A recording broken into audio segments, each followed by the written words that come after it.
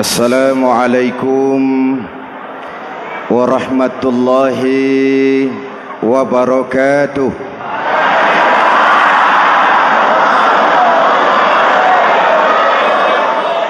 Alhamdulillahi rabbil alamin. Wassalatu wassalamu ala asyrafil mursalin Sayyidina wa maulana Muhammadin wa ala alihi wa sahbihi ajmain, amma ba'du. Para ulama yang saya muliakan, hadirin hadirat ma'asyiral muslimin yang saya cintai, banyak kita alami perubahan-perubahan yang terjadi, baik perubahan yang menyangkut sosial budaya, lebih-lebih yang menyangkut sosial politik. Yang tidak banyak mengalami perubahan adalah sosial ekonomi. Bahkan angka kemiskinan kita naik menjadi 3/5 dari total penduduk kita hidup di bawah garis kemiskinan, dan 20% diantaranya miskin mutlak. Perubahan-perubahan yang terjadi menyadarkan kita kepada kebenaran Al-Quran ketika Allah menyatakan wa tilkal ayyamu nudawiluha bainan nas. Hari itu kami putar di antara manusia. Ada saat datang, ada waktu pergi. Ada hari lahir, ada saat kembali. Ada waktu dilantik, ada saat menyerahkan jabatan. Hari kami putar di antara manusia dan hidup cuma sekadar menunggu giliran. Soalnya kemudian di tengah perubahan-perubahan yang terjadi begitu cepat, what must we do now?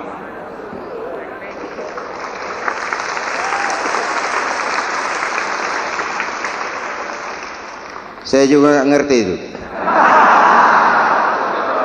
Yang penting kan penampilan. Saudara-saudara kaum muslimin di seluruh tanah air, jadi pemimpin adalah pelayan bagi orang yang dipimpinnya. Oke lah, perbaikan ekonomi, pembukaan lapangan kerja baru kita serahkan kepada pemerintah, karena kita percaya mereka orang-orang terpilih belaka yang dipilih dengan kepercayaan akan mampu membawa rakyat keluar dari kesulitan. Amin. Tugas kita sekarang di zaman susah meluruskan akidah. Jangan sampai mbah dukun yang naik ke permukaan. Betul? Islam misinya yang pertama membebaskan manusia dari kemusyrikan. 13 tahun Rasul berjuang di Mekah, menanamkan akidah, meluruskan keyakinan, membentuk iman. 13 tahun membebaskan manusia dari belenggu kemusyrikan. 13 tahun menanamkan la ilaha illallah Muhammadur Rasul dengan seluruh konsekuensinya.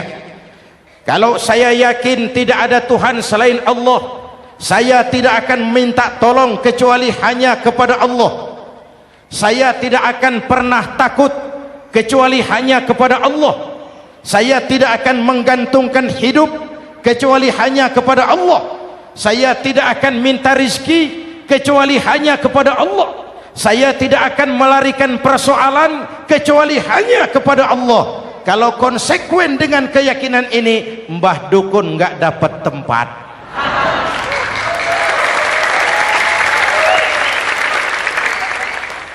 Akur? Ayo lihat secara sederhana.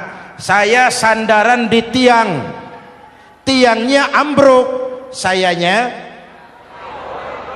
jatuh. Saya sandaran di tembok, temboknya runtuh, saya juga runtuh.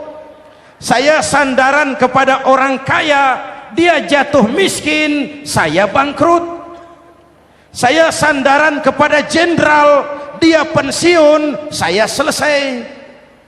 Tapi kalau saya sandaran hanya kepada Allah, Allah tidak akan pernah miskin, Allah tidak akan pernah lumpuh, Allah tidak akan pernah terpuruk, dan Allah tidak akan pernah berkurang kekuasaannya.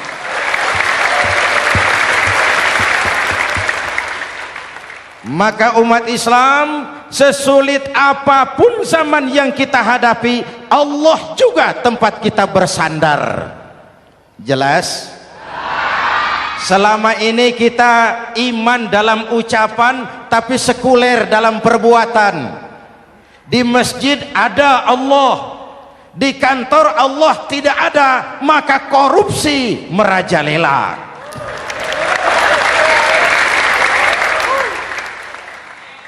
Di masjid ada Allah, di pasar Allah tidak ada, maka timbangan tetap curang. Kita iman dalam ucapan, tapi sekuler dalam perbuatan. Oleh karena itu, sesulit apapun zaman yang kita hadapi, iman jugalah pegangan kita, Allah juga tempat kita bersandar. Boleh zaman berubah, akidah jangan sampai goyah. Karena iman kita hidup, untuk iman kita berjuang, dan dalam iman kita ingin kembali menghadap Allah Subhanahu. Selama ini manusia Indonesia kita lebih banyak diisi otaknya, hati sering kosong, agama dangkal, akidah rapuh, moral rendah. Memang kemudian muncul banyak orang-orang pintar, cuma sayang tidak benar. Indonesia kita bangkrut, Indonesia kita terpuruk, Indonesia kita sakit parah kalau diurus orang yang cuma pintar tapi tidak benar. Kita perlu orang-orang pintar, tapi kita lebih perlu orang benar. Jelas? Kalau cuma pintar tapi tidak benar, itu yang sering saya sampaikan, nanti disuruh ngurus beras malah nimbun beras.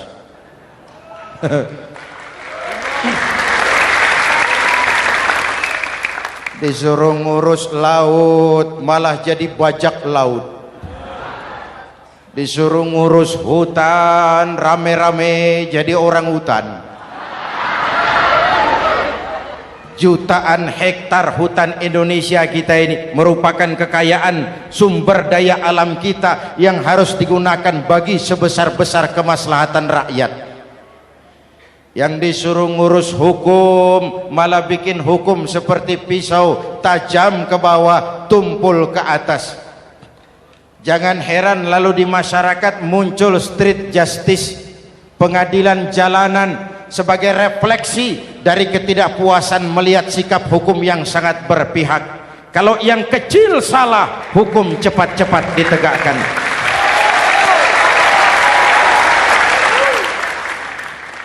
Lihat saja sekarang ini, kalau orang terkenal banyak uang, punya masalah, antri yang bela. Betul?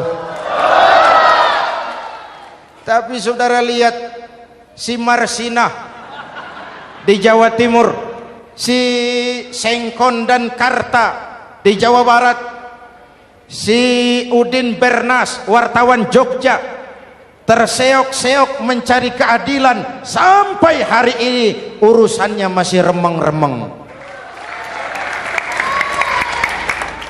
Kenapa bisa begitu? Jawabannya sederhana, tidak ada fulus. Ada fulus mulus, tidak ada fulus manfus. Betul? Jangan sampai para penegak hukum kita terjebak pada lagu baru, maju tak gentar membela yang bayar.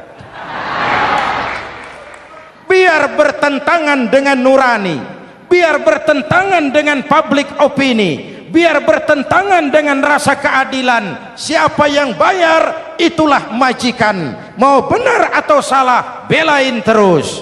Kalau seperti inilah hukum kita, mafioso keadilan akan tetap gentayangan. Hadirin yang saya hormati, 13 tahun beliau berjuang di Mekah meluruskan keyakinan, memantapkan akidah, meneguhkan iman. Dari situ segalanya dimulai dan ke situ segalanya akan menuju. Intan paling mahal, mutiara paling berharga, tidak lain adalah nilai-nilai keimanan. Kalau itu sudah tergadai, apalagi yang bisa kita banggakan dalam kehidupan ini? Kita merasa harta kita berharga, belum ada artinya ketimbang iman. Kedudukan kita punya nilai pun belum ada artinya ketimbang dengan nilai-nilai keimanan. Itu intan paling mahal, itu mutiara paling berharga. Harta baru ada manfaatnya kalau dilandasi dengan iman. Jabatan dan kedudukan baru terasa gunanya kalau dilandasi dengan keimanan. Kalau jabatan lepas dari iman, yang akan lahir Fir'aun baru. Jelas? Kalau harta terlepas dari iman, yang akan muncul adalah konglomerat korun. Kalau ilmu pengetahuan terlepas dari nilai dasar keimanan, maka yang akan muncul adalah ilmuwan pelacur yang menyalahkan yang benar, membenarkan yang salah untuk kepentingan pribadi. Dan kondisi seperti itu tidak akan membuat kita makin sehat. Oleh karena itu, pada kesempatan ini, pesan pertama saya, menghadapi zaman susah, tetap jaga akidah, tetap pelihara keyakinan. Kesulitan bukan untuk ditakuti, untuk diatasi. Hidup adalah kerja keras, bukan keajaiban. Perubahan tidak akan datang hanya dengan simsalabim abragadabra. Perubahan tidak akan muncul hanya dengan berandai-andai. Perubahan tidak akan turun dari langit seperti turunnya embun di waktu malam. Perubahan adalah kerja keras, sehingga Al-Quran membimbing kita, innallaha la yughayyiru ma biqaumin hatta yughayyiru ma bi anfusihim. Allah tidak akan mengubah keadaan suatu bangsa kalau mereka tidak mau mengubah apa yang ada di dalam diri mereka. Yang ada di dalam diri itu rule of thinking, state of mind, cara kita berpikir, cara kita memandang kehidupan, cara kita mengatasi persoalan. Hadirin yang saya hormati, inilah iman. Berangkat dari ini kita menyadari ini ujian buat kita rakyat. Dan kita rakyat Indonesia ini kalau sama susah sih sudah kenyang. Ya Pak? Ya Pak? Kita ini sebagai bangsa mengalami apa yang disebut oleh Bung Karno up and down, naik turun, timbul tenggelam, pasang surut. 350 tahun dijajah oleh Belanda, kita susah. Berangkat Belanda masuk Jepang, susah lagi. Pergi Jepang, datang nikah, susah lagi. Lalu kita merdeka, dirongrong oleh berbagai pemberontakan, susah lagi. Makan bulgur, antri minyak. Lalu PKI berontak, susah lagi. Muncul orde baru, lama-lama susah lagi. Orde baru selesai, naik reformasi, mulai repot nasi, susah lagi.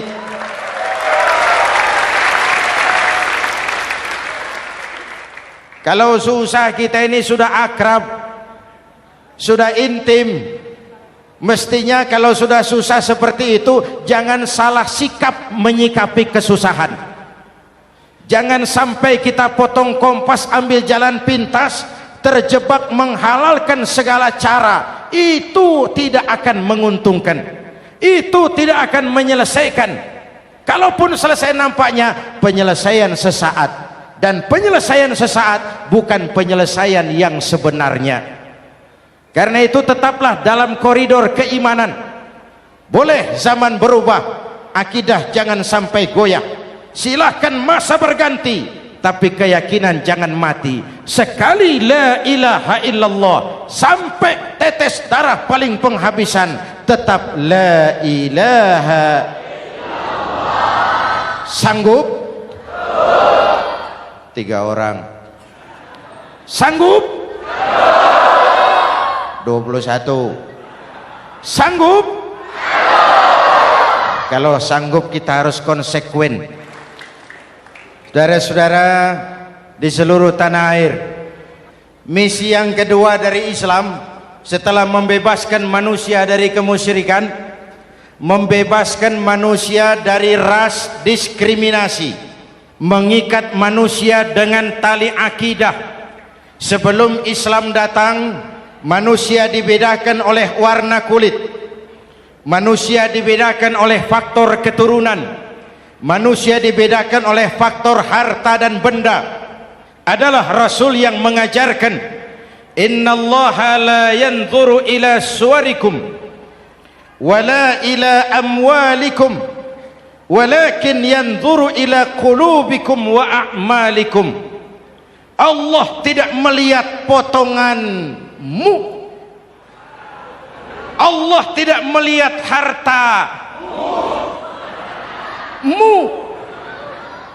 Yang Allah lihat itu adalah hatimu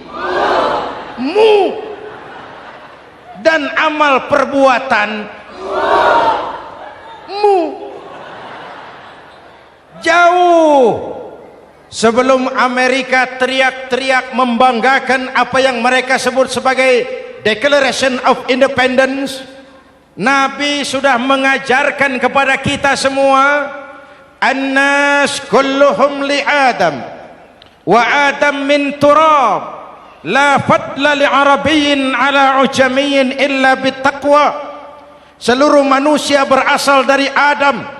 Adam diciptakan dari tanah.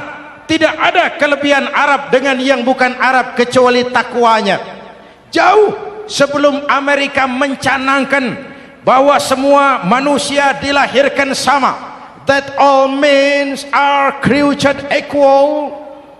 Jauh sebelum itu Islam sudah membebaskan manusia dari ras diskriminasi.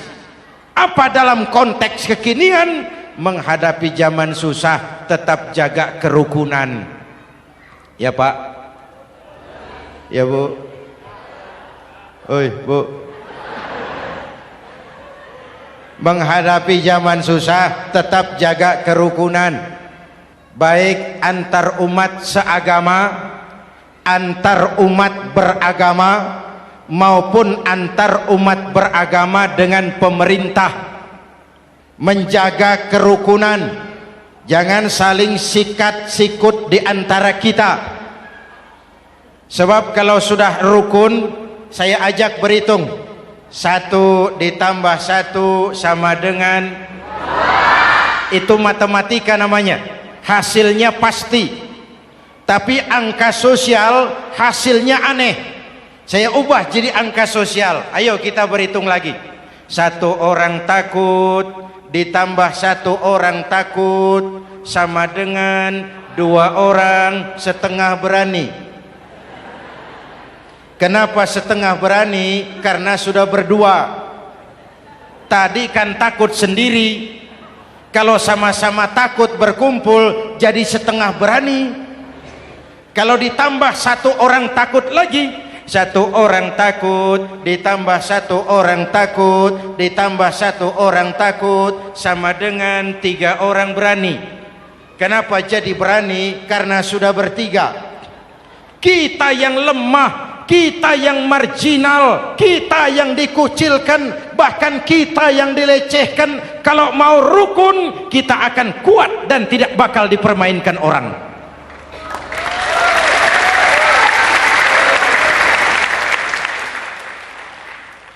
Tapi kalau rukunnya yang satu mau menikam yang lain, saya ajak berhitung lagi. Yuk berhitung yuk.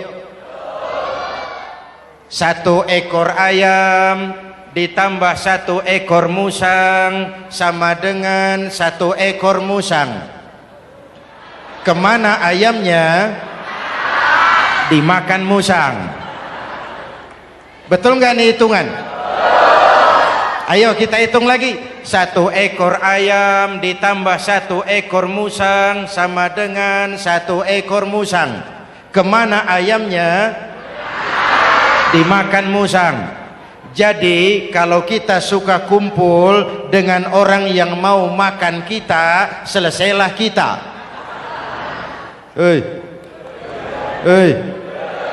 Maka kalau merasa kita ini ayam, yuk kumpul sama-sama ayam, pulang ke kandang ayam. Kalau ada ayam kumpul ke kandang musang, itu namanya ayam minum baygon.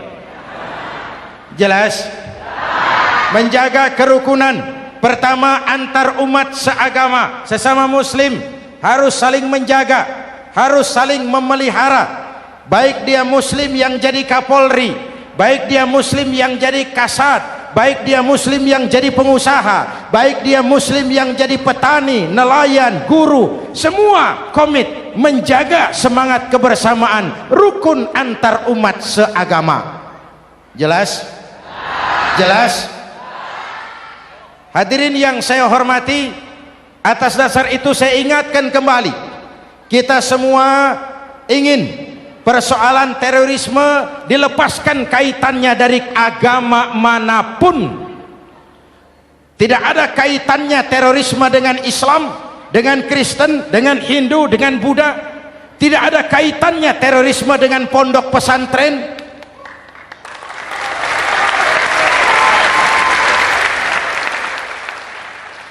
Jangan sampai pesantren jadi kambing hitam. Karena sejak zaman penjajahan, pesantren sudah terbukti memberikan kontribusi bagi perjuangan memerdekakan rakyat Indonesia. Rukun antar umat seagama. Yang kedua, rukun antar umat beragama. Islam ini rahmatan lil, jangankan manusia walaupun berbeda agama, binatang saja dihormati. Ada hadis, fa iza zabahtum fa ahsinuz zibhata. Kalau kamu menyembelih hewan, sembelihlah dengan cara yang terbaik. Jangan menyembelih ayam dengan pisau tumpul. Itu namanya tidak berperi kebinatangan. Yang kecil lagi, saudara buka babul istinja, makruh buang air kecil di tanah yang berlubang. Sebab apa? Pertama, menjaga kesehatan. Siapa tahu di lubang yang saudara buang air kecil itu ada gas beracun. Kalau tidak, melindungi binatang yang ada di dalam lubang. Siapa tahu di lubang yang saudara buang air kecil itu ada semut sedang rapat membahas terorisme. Apa dosanya lalu mati dikencingi? Ini namanya rahmatan lis semut. Binatang saja dilindungi. Maka perbedaan agama tidak harus menyebabkan kita bertolak belakang. Perbedaan agama bukan alasan untuk saling bermusuhan. Apalagi kita sudah menyadari tentang kemajmukan kita, tentang kebinekaan kita, tentang keragaman kita. Rukun antar umat beragama, saling menghormati, saling menghargai, tapi tetap dalam batas lakum dinukum. Lalu rukun antar umat beragama dengan pemerintah. Hadirin yang saya hormati, yang benar kita dukung, yang salah kita perbaiki dan kita tegur menurut cara-cara yang diajarkan oleh agama kita. Dan sholat berjamaah, pendidikan bernegara yang paling bagus. Tadi kita sholat ada imam, ada makmum, betul? Makmum wajib ikut imam kalau imam benar sholatnya. Rakyat wajib ikut pemimpin kalau pemimpin benar mimpinnya. Masyarakat Islam ini loyal, masyarakat Islam ini bukan pemberontak, masyarakat Islam ini taat dan setia. Kapan? Kalau imamnya benar. Imam takbir, makmum, imam ruku, makmum, imam i'tidal, makmum i'tidal, imam sujud, makmum. Tapi kalau imam keliru, mestinya imam ruku malah sujud, salah imam ini. Tegur. Siapa yang wajib negur? Makmum yang saf terdepan.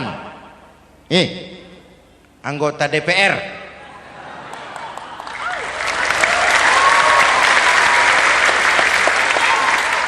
Ini wakil-wakil makmum ini, saf di depan ini. Kalau imam keliru, mereka paling tahu. Ngomong, tegur. Bagaimana negurnya? Ada aturan main. Mestinya ruku, imam sujud, salah ini imam. Subhanallah, kan begitu negurnya. Betul? Tidak boleh juga imam keliru, makmum emosi, main pegang. Woi makmum salah, hoi hoi, kacau sholat. Betul? Anggota dewan ini saf di depan, itu kalau imam keliru, satu saat imam buang angin. Namanya manusia bisa buang angin toh. Apa makmum lalu berkata, demi kesetiaan saya kepada imam, imam buang angin, saya lebih keras lagi. Itu namanya fanatisme buta, loyalitas yang goblok. Imam buang angin, minggir. Iyyaka na'budu wa iyyaka nasta'in. Sampai situ imam buang angin, minggir imam. Lalu saf yang di depan maju. Tidak usah bikin solat baru, teruskan pekerjaan imam. Ihdinas siratal mustaqim, teruskan. Kenapa? Kalau bikin solat baru lagi, nanti buang angin lagi, bikin lagi solat. Kapan selesainya solat? Kapan selesainya membangun negara ini? Yang penting imam tahu diri, buang angin, minggir.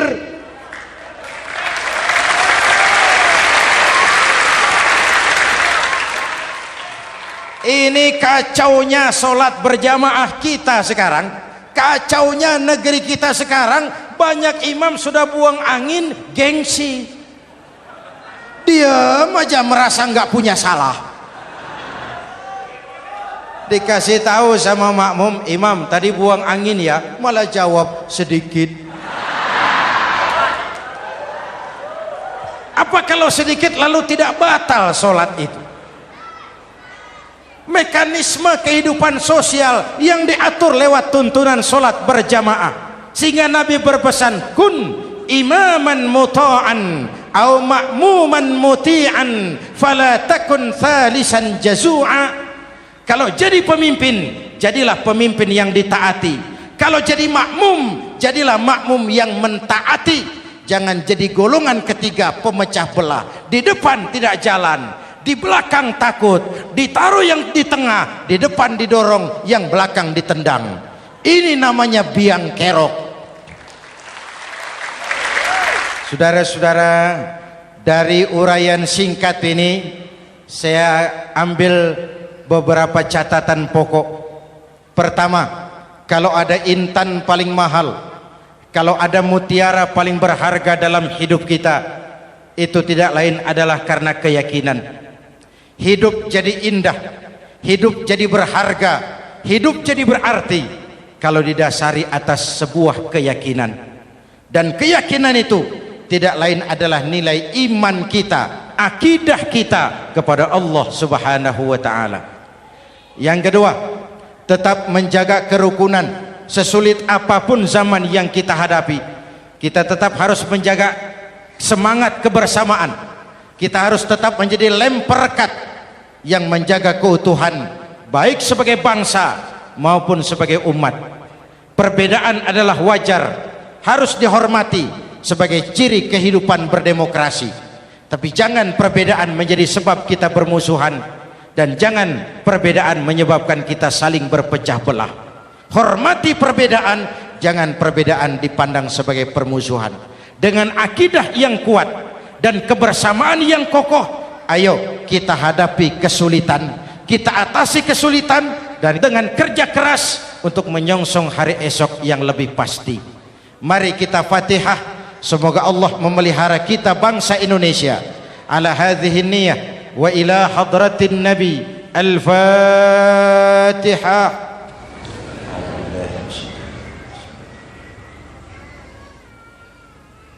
Iyyaka na'budu wa iyyaka nasta'in. Ihdinas siratal mustaqim. Siratal ladzina an'amta 'alaihim. Bismillahirrahmanirrahim. Amin. Alhamdulillahi rabbil alamin. Allahumma salli wa sallim wa barik ala sayyidina Muhammadin wa ala alihi wa sahbihi ajma'in. Allahumma rabbana taqabbal minna salatana wa siyamana wa qiyamana wa takhashu'ana wa ta'abbudana wa tammim taksirana ya arhamar rahimin. Allahumma aslih man fi salahihi salahul muslimin. Allahumma ahlik man fi halakihi salahul muslimin. Allahumma rabbana la tu'akhizna in nasina aw akhtana.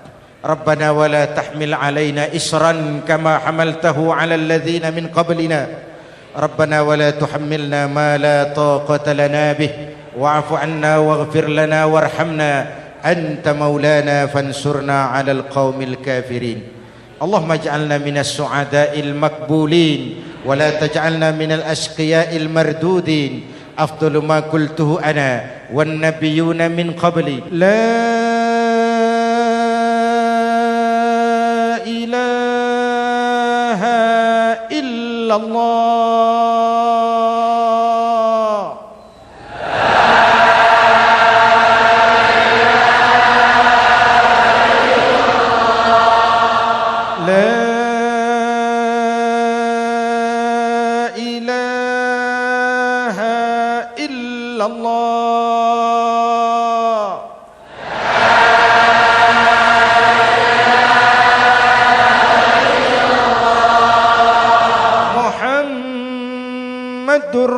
Rasulullah.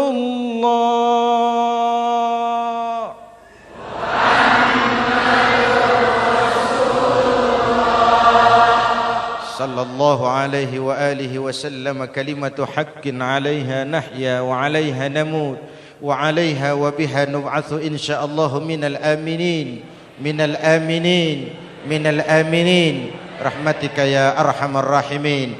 Sallallahu ala sayyidina Muhammad wa ala alihi wa sahbihi ajma'in. Ana rabbika rabbil izzati amma yasifun.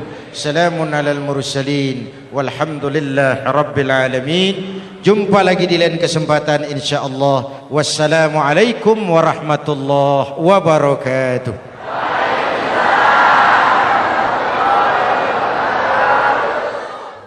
Ya Allah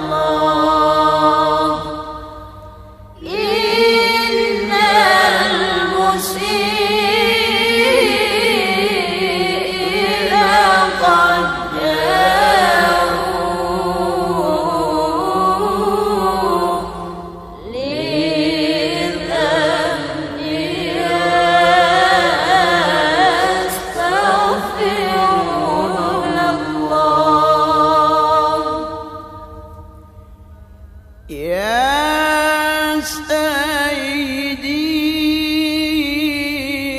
يا رسول الله يا من له الجاه عند الله يا سيدي يا رسول الله يا من له الجاه عند الله إن المسيئين قد جاءوا لذنبي يستغفرون الله يا سيدي يا رسول الله يا من له الجاه عند الله يا سيدي يا رسول الله يا من له الجاه عند الله إن المسيئين قد جاءوا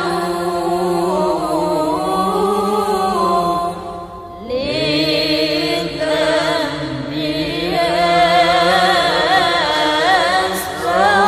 يستغفرون الله نادى المهاجر صفي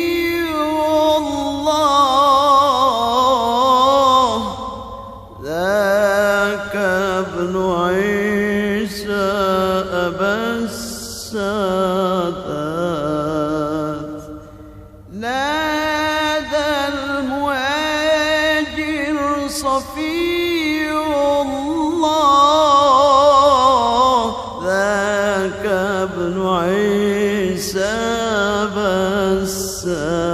بالسادات ثم المقدم ولي الله غوث الورى قدوات القادات يا سيدي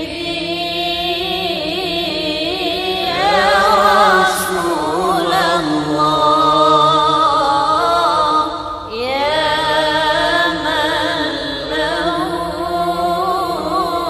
الجاه عند الله يا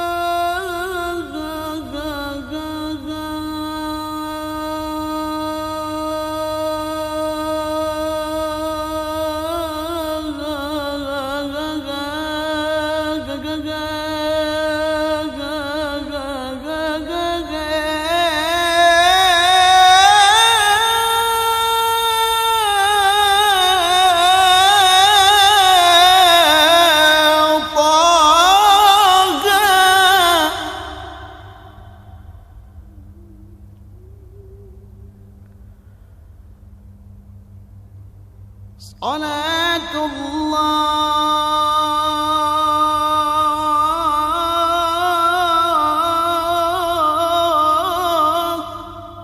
والسلام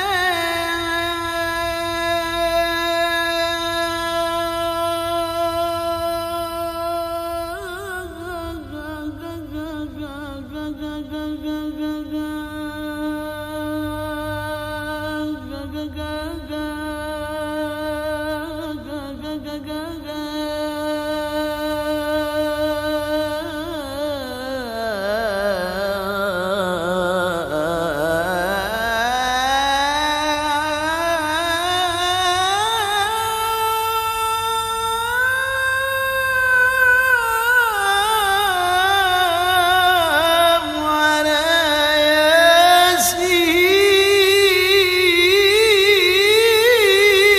ياسين صلاة الله والسلام على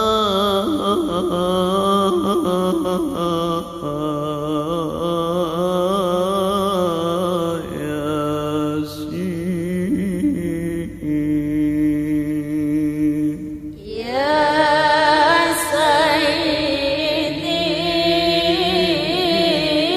يا رسول الله يا من له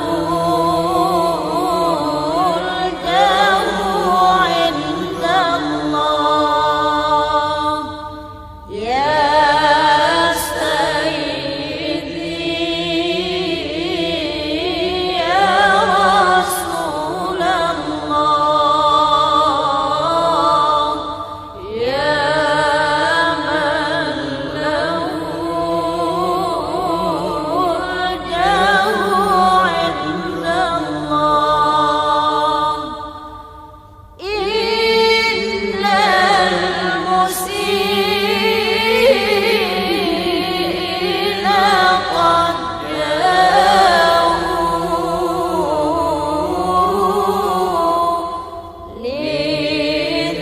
لذنبي يستغفرون الله صلاة الله على طه صلاة الله على المصطفى صلاة الله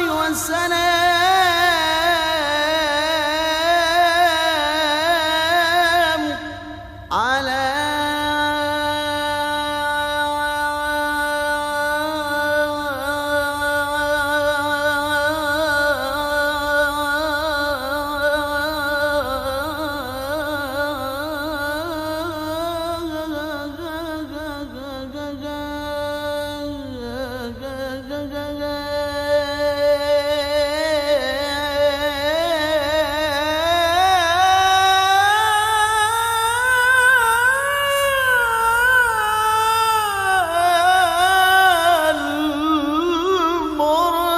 المرتضى صلاة الله والسلام